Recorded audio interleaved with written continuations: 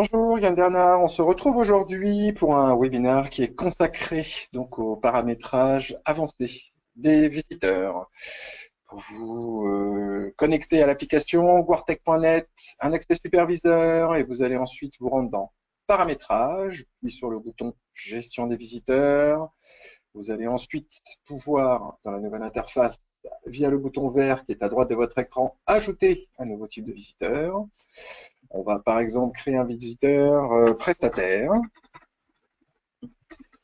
dans lequel vous allez pouvoir gérer des groupes ou pas. La gestion des groupes est liée au fait de pouvoir rentrer des visiteurs les uns derrière les autres sans obligatoirement, au niveau de l'agent, avoir à retourner dans le bouton rédaction entrée d'un visiteur. Voilà. Alors, sur la gestion avancée, on va pouvoir, via le bouton option avancée que je viens d'ouvrir, gérer plusieurs types de protocoles qui sont déjà prédéfinis chez nous.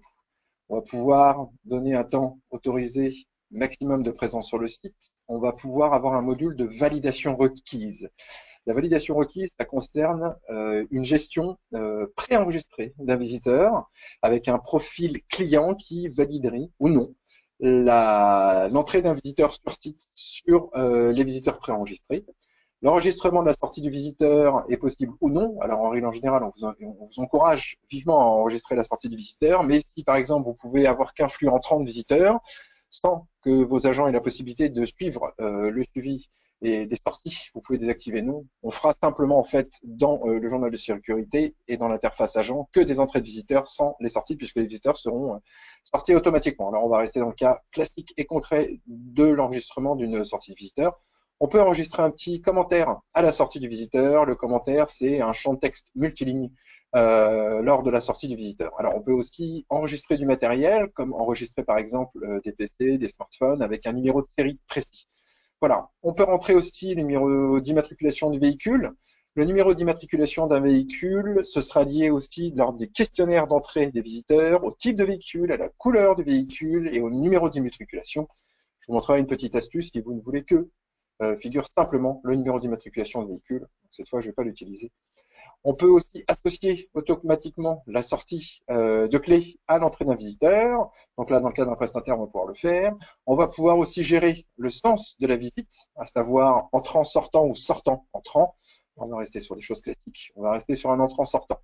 Et bien sûr, activer le temps de présence autorisé. On va pouvoir derrière aussi associer un message d'accueil en rappel pour les agents lors de l'entrée d'un visiteur, voilà, qui sera bienvenu, par exemple. OK. Dans la partie formulaire de saisie, on aura le nom et la société, nom et prénom plus exactement, et la société visiteur. On peut y associer la photo, bien évidemment. Si on souhaite faire de l'édition de badge, on peut aussi gérer la personne visitée, à savoir le résident, et le rendre obligatoire ou non. On va pouvoir, derrière ça, utiliser un point important, c'est d'ajouter des questions. Alors, par exemple, dans le cadre d'un prestataire, on va imaginer que votre client ait préfourni une liste de 10 badges, par exemple, qui sont à fournir lors de l'entrée d'un prestataire sur site. Alors, donc, je vais entrer un groupe de questions que je vais appeler badge. Je vais valider la création de ce groupe et intégrer à l'intérieur du groupe une question. Alors là, vous allez voir après l'intérêt. Donc, numéro de badge délivré, par exemple. Et on va pouvoir lister ces badges. OK? Je vais vous agrandir la fenêtre pour que ce soit plus simple à visualiser. Et là, on va rentrer les numéros de badges à rentrer. On a dit 10 badges. Hein. Bon, voilà, on va s'arrêter à 9. Allez, on va être généreux. On monte à 10. On valide. Alors, je vais vous montrer en quoi c'est intéressant. C'est que ma liste qui est là, je vais pouvoir la valider. Elle sera intégrée lors de la question, lors de l'entrée du visiteur. On lui demandera quel est le badge qui a été remis. Je vais simplement venir valider maintenant mon profil visiteur qui est le prestataire et je vais pouvoir aller dans le bouton éditer. Et dans la partie formulaire de saisie, je vais demander à ce qu'une information soit affichée sur l'interface de l'agent.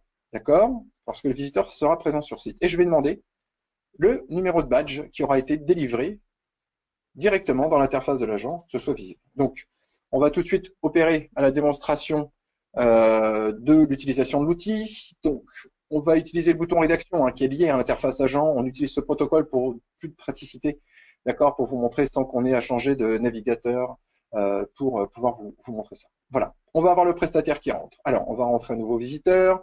Donc, on peut sélectionner des visiteurs qui ont déjà été pré-saisis dans la base ou rentrer un nouveau visiteur qui s'appellera Monsieur Pierre, de son prénom Paul,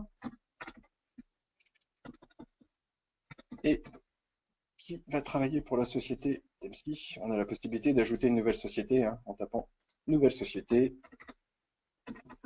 Voilà. Alors, on peut enregistrer comme visiteur récurrent et associer un autre visiteur directement lié qui serait lié, par exemple, s'il y avait deux prestataires qui rentraient en même temps. D'accord? Donc, si je fais la même chose, vous voyez que le premier est enregistré ici, le deuxième est ici. Alors, on va gagner un petit peu de temps. On va faire entrer Durand Pascal et on ajoute le visiteur.